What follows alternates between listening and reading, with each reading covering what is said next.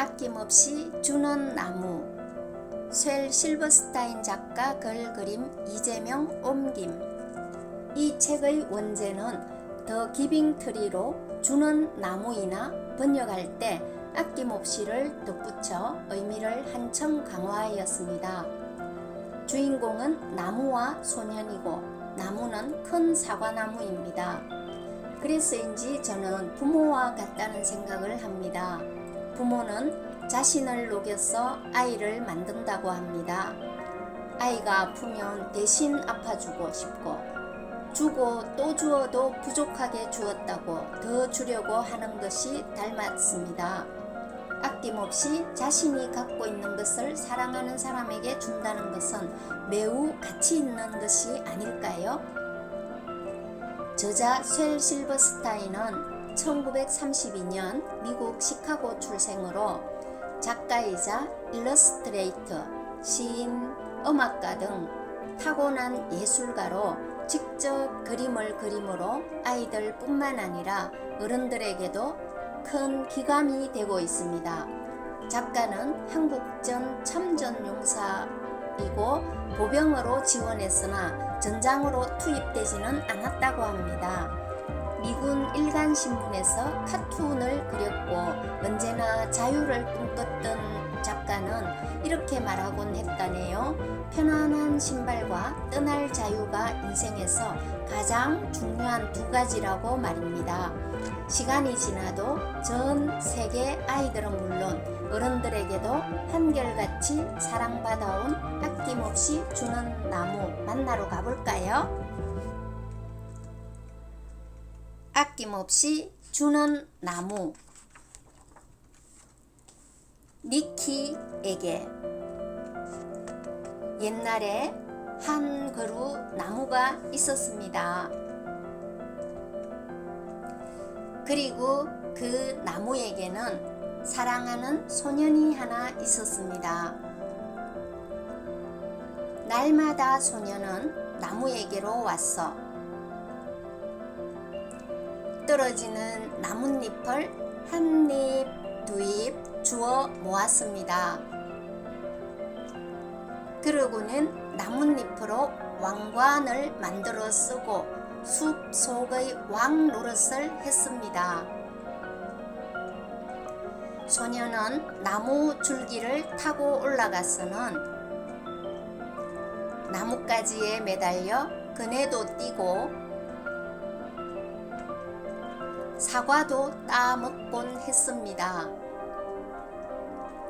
나무와 소년은 때로는 숨바꼭질도 했습니다. 그러다가 피곤해지면 소년은 나무 그늘에서 단잠을 자기도 했지요. 소년은 나무를 무척 사랑했고 나무는 행복했습니다. 하지만 시간은 흘러갔습니다. 그리고 소년도 점점 나이가 들어갔습니다. 나무는 홀로 있을 때가 많아졌습니다. 그러던 어느 날 소년이 나무를 찾아갔을 때 나무는 말했습니다. 얘야, 내 줄기를 타고 올라오렴.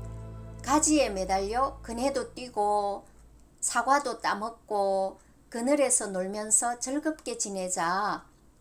난 이제 나무에 올라가 놀기에는 너무 커버렸는걸? 난 물건을 사고 싶고 신나게 놀고 싶단 말이야. 그래서 돈이 필요해. 내게 돈을 좀 줄 수 없겠어? 소년이 말했습니다. 미안하지만 내겐 돈이 없는데. 나무가 말했습니다. 내겐 나뭇잎과 사과밖에 없어. 얘야, 내 사과를 따다가 도해지에서 팔지 그러니? 그러면 너는 돈이 생기고 행복해질 거야. 그러자 소년은 나무 위로 올라가 사과를 따서는 가지고 가버렸습니다. 그래서 나무는 행복했습니다. 그러다 떠나간 소년은 오랜 세월이 지나도록 돌아오지 않았고 나무는 슬펐습니다. 그러던 어느 날 소년이 돌아왔습니다. 나무는 몹시 기뻐서 몸을 흔들며 말했습니다. 얘야, 내 줄기를 타고 올라오렴. 가지에 매달려 그네도 뛰고 즐겁게 지내자. 난 나무에 올라갈 만큼 한가롭지 않단 말이야. 소년이 말했습니다. 내겐 따뜻하게 지낼 집이 필요해. 아내도 있어야겠고 자식도 있어야겠고, 그래서 집이 필요하단 말이야. 나에게 집 한 채 마련해 줄 수 없겠어? 나에게는 집이 없단다. 나무가 대답했습니다. 이 숲이 나의 집이지. 하지만 내 가지들을 베어다가 집을 짓지 그래? 그러면 행복해질 수 있을 거야. 그러자 소녀는 나무의 가지들을 베어서는 집을 지으려고 가지고 갔습니다. 그래서 나무는 행복했습니다. 그러다 떠나간 소녀는 오랜 세월이 지나도록 돌아오지 않았습니다. 그러다가 소년이 돌아오자 나무는 너무 기뻐서 거의 말을 할 수가 없었습니다. 이리 온 얘야. 나무는 속삭였습니다. 와서 나랑 놀자. 난 너무 나이가 들고 비참해서 놀 수가 없어. 소년이 말했습니다. 배가 한 척 있었으면 좋겠어. 멀리 떠나고 싶거든. 내게 배 한 척 마련해 줄 수 없겠어? 내 줄기를 베어다가 배를 만들렴. 나무가 말했습니다. 그러면 너는 멀리 떠나갈 수 있고 행복해질 수 있을 거야. 그러자 소녀는 나무의 줄기를 베어내서 배를 만들어 타고 멀리 떠나버렸습니다. 그래서 나무는 행복했지만 정말 그런 것은 아니었습니다. 오랜 세월이 지난 뒤에 소년이 다시 돌아왔습니다.